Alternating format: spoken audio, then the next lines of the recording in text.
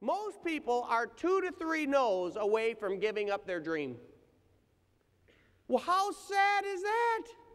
Do you know, I mean, I look at some of the leaders like Chris Brady, some of the leaders like Tim Marks or Claude Hamilton, George Gazzardo, Bill Lewis, or Dan Hawkins. And to get their dream, they've got to be willing to go through thousands of no's.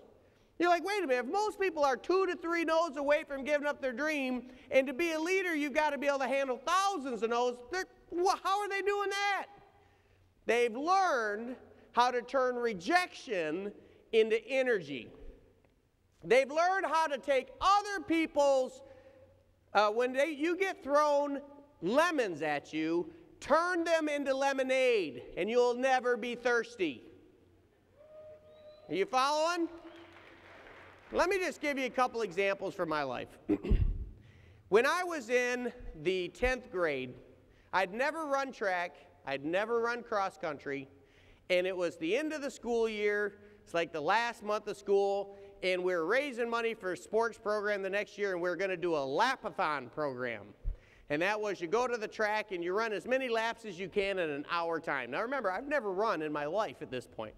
I'm a sophomore.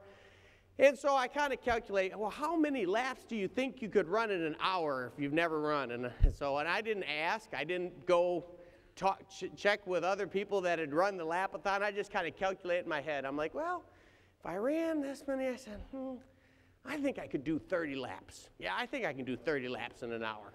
I've never run in my life. But, you know, so me being a choleric kid that I am, I go up and say, if you sign up in my lap-a-thon, I'd really appreciate we're raising money for the school, and I'm going to run 30 laps. And I couldn't believe how many people wanted to encourage me on that. They're like, 30 laps? The track team's not even going to run 30 laps. You're not going to run 30 laps. And then I'd go tell the next person, you don't know what you're talking about. I'd tell somebody else, they told me. After a while, I'm starting to think, maybe I'm crazy to think you get 30 laps. But I just happened to be enough of a cleric. I'm like, all right. So now no one was signing it because I was getting mad at everybody and arguing with them. So the next day, I come up with a different plan. I said, I'm going to run 30 laps or your money back. Man, I couldn't believe all the people were signing. Look at, you said I'm not going to run it, money. Just put your money where your mouth is. Amazing how many people. I had filled the first page, got another one, filled the second. I mean, I'm talking hundreds upon hundreds of dollars for a kid that had no money, you know. I'm raising a lot of money for the program if I can do 30 laps. So I go home. My dad had run cross country. I said, Dad, I'm going to run 30 laps.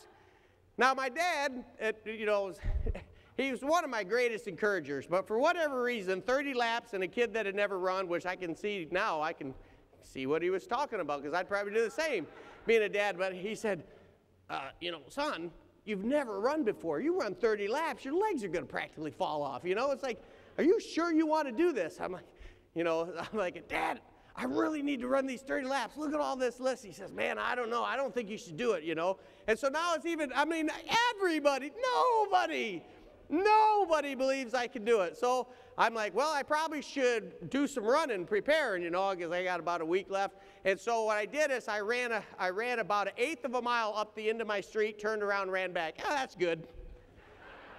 Feel pretty good. I'm ready to go. No practice, no nothing. The day of the race, I asked my dad, hey, said, Dad, you going to come up there? He says, yeah, I'll come up there. He's like, well, I still think you're crazy, but, you know, I can tell you're going to do this. So he comes up. He sits in the stands, and he's got a stopwatch because I said, I want you to time me. Because if I'm at 29 laps and there's a minute and a half left, you got to yell because I'm going to sprint, you know. I'm getting 30 laps or I'm dying on that track. So we're supposed to start at, I believe it was 7 o'clock and run from 7 to 8 or 6 o'clock and run from 6 to 7, whatever. But we started late. We started at 6:05 or 7:05. We started 5 minutes late, and my dad neglected to put that into his calculation. Just remember that point for later. So I start running, you know. I'm like, I better take it easy, and I run, you know. And, you know, the first 10 minutes, I'm feeling pretty good. And this, second 10 minutes feeling pretty good, and I'm running around, and they're keep track of my times, and so far I'm on pace and running, and I'm seeing some of the top people on the track team, and I'm like, well, I'm keeping up with them, and then I'm running, I'm within the top 2 or 3 people at the halfway mark. I'm thinking, okay, I just got to keep going, and so I just keep running, and I'm just focusing. I'm focusing on one thing. Every time I start getting tired, I go back to any number of people on that list that had volunteered to give me free energy. I don't know, maybe I'm wired totally wrong, I don't know. But if somebody tells me I can do something, that gives me about a volt of energy. If someone tells me I can't do something, that gives me about 5 volts of energy. And for whatever reason, people have always volunteered to give me energy in life. Is that true? I mean, they go out of their way to want to help me succeed. It's just the most gracious thing in the world that most people seem to do if you get yourself wired. So I'm halfway in, and now I can start feeling it. My legs are starting to feel a little rubbery about the 30-minute mark, since I've never run more than, 3 minutes in my life, So the track coach is down there, and he's watching me run, so he's taking notes, so I ended up running track junior year, but 30 minutes, and so every lap, I say, I'm going to dedicate this lap to so-and-so, and I run that lap. That one's for you, mister. And then I'm going to dedicate this lap to so-and-so, and I'd run that lap. And I'd run the next lap. And now I get to 20 laps, and 21 laps, and 22 laps, and 23 laps. And dedicating everyone gets a lap, and 24, and 25, and 26, 27, 28. And then my dad went from not thinking I couldn't do it, he said, "You're gonna do it, keep going. That's my boy." This one's for you, Dad. Oh boy. So we get to 29 laps, and right when I'm coming up to 29 laps, he says, "Orrin, you only got 50 seconds left." And I'm calculating, is it possible to run a 50-second quarter? And I'm like, I don't know if it's possible, but I'm going for it. And I took off in a sprint. I'm in a dead sprint. I'm passing everybody. Vroom, vroom, ah! I'm going to die on this track. Show me the money. Show me the money. I'm sprinting, and I'm 50 seconds, and I hit that third thing, and I'm like, that's got to be about 50, but I don't hear the clock, and I sprint, get to past the finish line, and fall down over the line at 30, and I'm dying, and the track coach says, "You still got 4.5 minutes left."